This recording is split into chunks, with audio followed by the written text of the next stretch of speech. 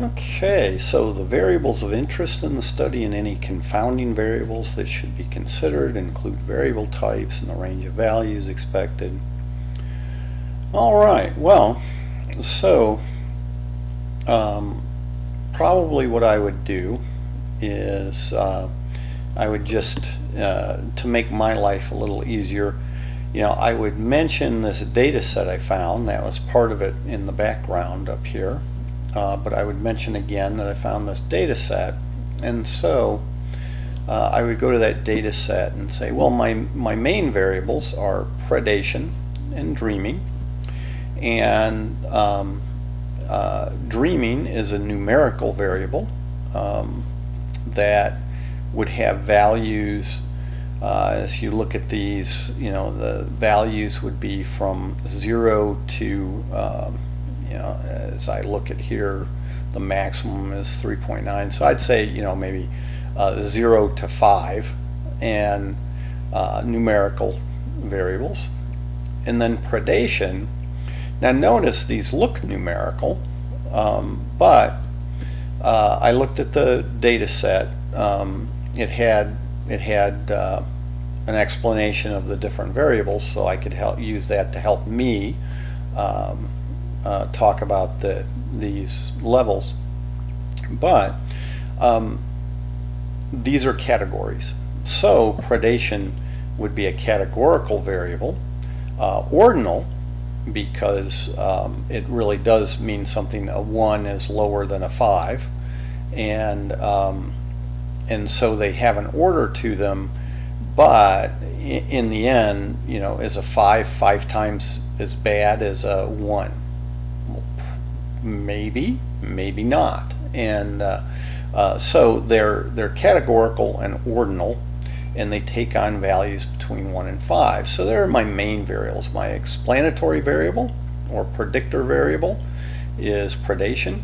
My response variable is dreaming. Then I could say, well, what else might help? Certainly it seems like brain weight might help. Body weight might help explain how much dreaming. Certainly it seems like brain weight might. Now here's non-dreaming total sleep. I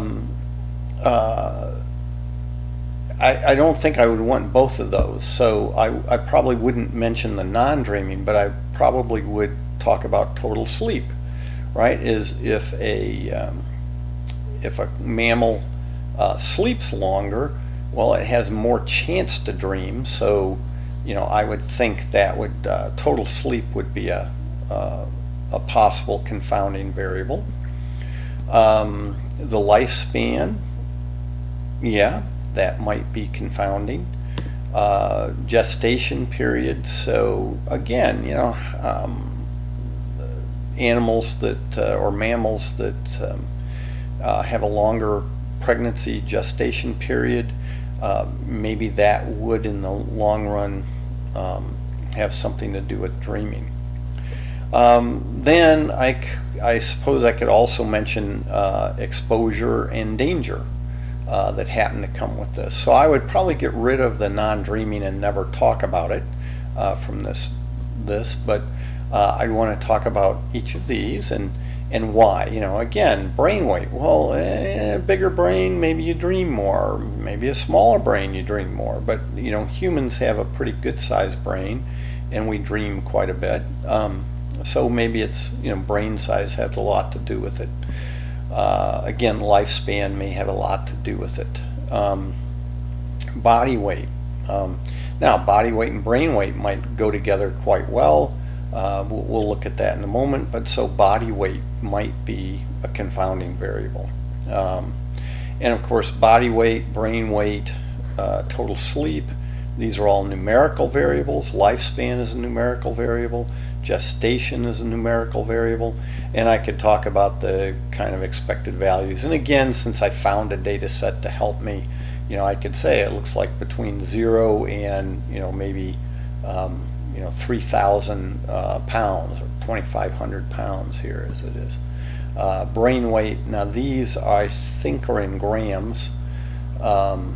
I don't remember for sure. I'd have to look that up, but I would say, here we have, values between, again, 0 and, in this case, 4,600.